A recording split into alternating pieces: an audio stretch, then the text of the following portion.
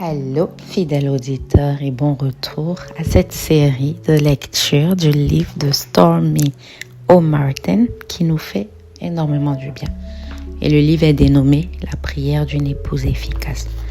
Je salue la présence de toute personne qui nous rejoint. Vous êtes au bon endroit au bon moment. Soyez les bienvenus.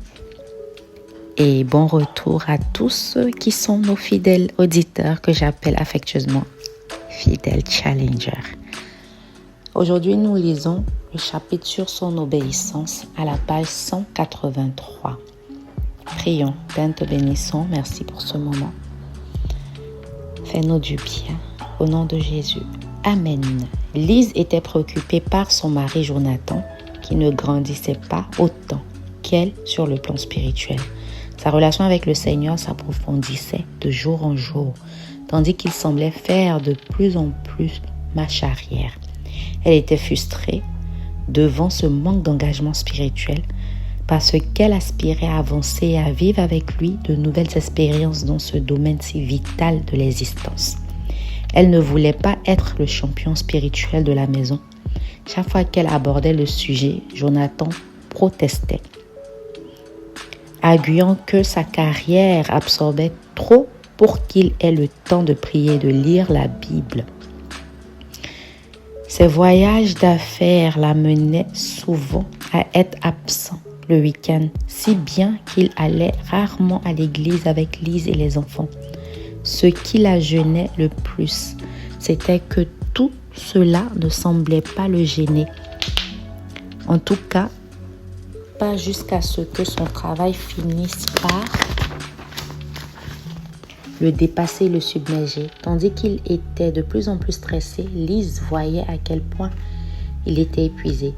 Elle savait que s'il pouvait réaliser l'importance de prendre du temps chaque jour avec le Seigneur afin de recevoir de la force spirituelle, sa vie serait bien plus équilibrée.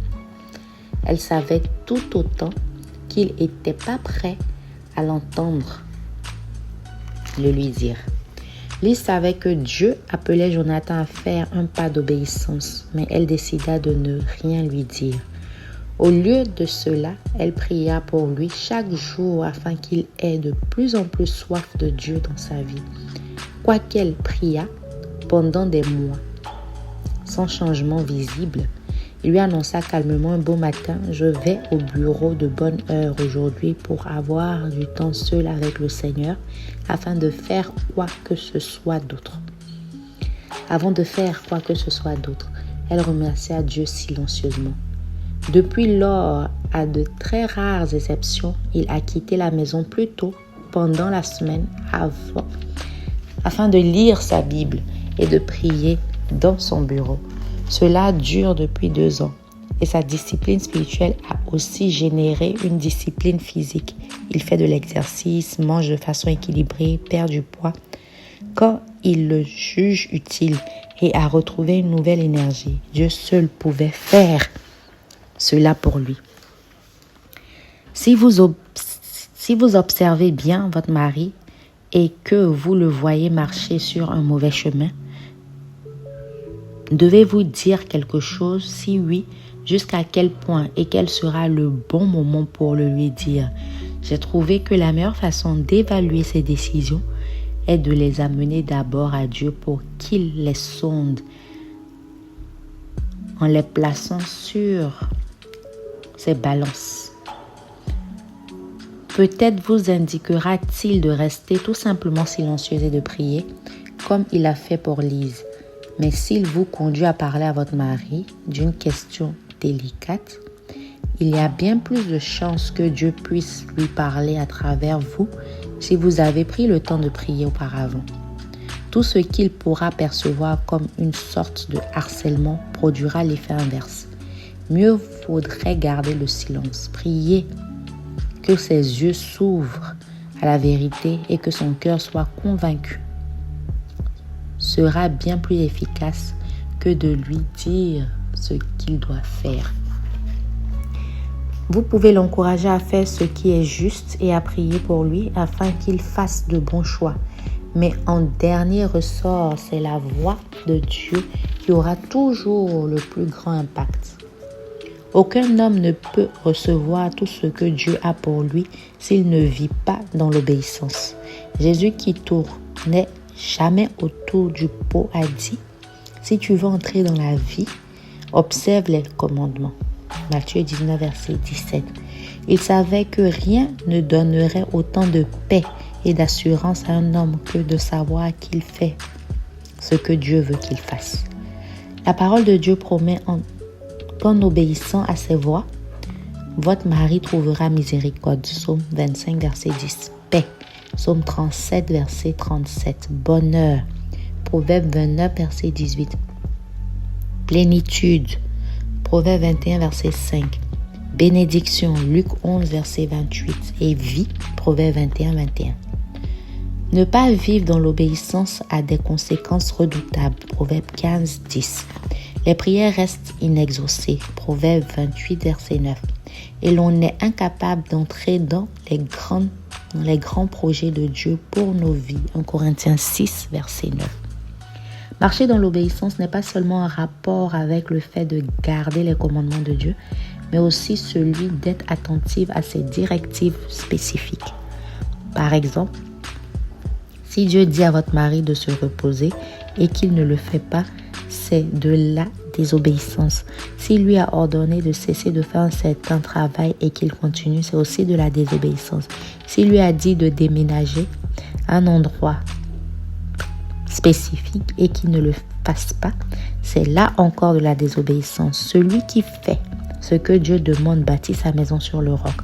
Quand la pluie et le vent viennent frapper la maison, elle tiendra bon. Matthieu 7, 24 à 27.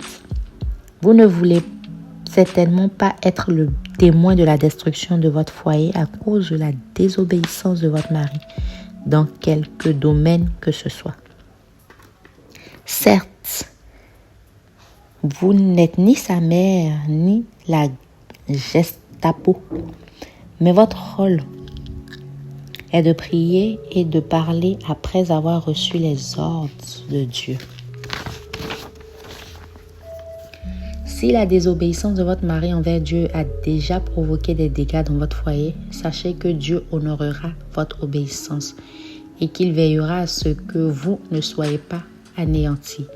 Il répandra sa bénédiction sur vous et restaurera ce qui a été perdu. Continuez à prier que votre mari n'ait pas de difficultés auditives quand il s'agit de la voix de Dieu et qu'il ait la force, le courage et la motivation pour agir en fonction de ce qu'il entend de Dieu. Prière du jour. Seigneur, tu as dit dans ta parole que si nous conservons le péché dans nos cœurs, tu ne nous écouteras pas. Psaume 66, verset 18. Je veux que tu puisses entendre mes prières et je te demande donc de me révéler quelque désobéissance que ce soit qui subsiste dans ma vie, surtout en relation avec mon mari. Montre-moi que je suis égoïste, ingrate, critique, coléreuse, amère ou rancunière envers lui. Montre-moi en quoi je ne t'ai pas obéi ou honoré. Je confesse que c'est là un péché et je t'en demande pardon. Je te prie de donner et vous dites le nom de mon mari, le désir de vivre dans l'obéissance à tes lois et à tes voies. Révèle et déracine quoi que ce soit qu'il a accepté dans sa vie et qui ne vient pas de toi. Aide-le à mener sous ton contrôle toute pensée et toute action. Rappelle-lui de faire ce qui est bien, de ne dire du mal de personne, d'être pacifique, conciliant et humble, d'être réconciliant. Apprends-lui à accepter les douleurs de la croissance de la vie d'un disciple dans la discipline. Récompense-le selon sa justice et selon la pureté de ses mains. Psaume 18, verset 20. Montre-lui tes voies, Seigneur, enseigne-lui tes sentiers. Conduis-le dans ta vérité, car tu es le Dieu de son salut. Psaume 25, versets 4 à 5. Fais de lui un homme qui te loue, Car je sais que lorsque nous t'adorons, notre vision devient plus claire, nos vies sont transformées et nous recevons la puissance de vivre dans tes voies.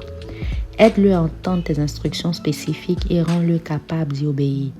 Donne-lui un cœur qui aspire à faire ta volonté et qu'il puisse ainsi jouir de la paix qui ne vient qu'en vivant dans une obéissance totale à tes commandements. Amen. Quelques précieuses ressources. Proverbe 3, versets 1 à 3. Mon fils, n'oublie pas mon enseignement et que ton cœur garde mes commandements, car ils augmenteront la durée de tes jours, les années de ta vie et ta paix. Que la loyauté et la vérité ne t'abandonnent pas. Lis-les à ton cou, écris-les sur la tablette de ton cœur. Matthieu 7, 21.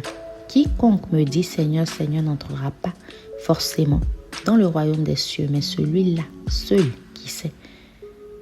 qui fait la volonté de mon Père qui est dans les cieux. Proverbe 28, verset 9. Si quelqu'un détourne l'oreille pour ne pas écouter la loi, sa prière même est un acte horrible. Jérémie 7, verset 23. Mais voici l'ordre que je leur ai donné. Écoutez ma voix pour que je sois votre Dieu et que vous soyez mon peuple. Marchez dans toutes les voies que je vous commande afin que vous soyez heureux. Ainsi prend fin la lecture sur son obéissance. Que Dieu nous aide à lui obéir. C'est avec joie que je vous ai servi. Rendez-vous dans le prochain épisode où nous parlerons de son image de lui-même. Moi, c'est Souveraine Amwako. N'hésitez pas à partager, à liker, à commenter, à me dire comment ce livre vous fait du bien et comment vous le mettez en pratique pour la gloire de notre Seigneur. Je vous dis shalom chez vous.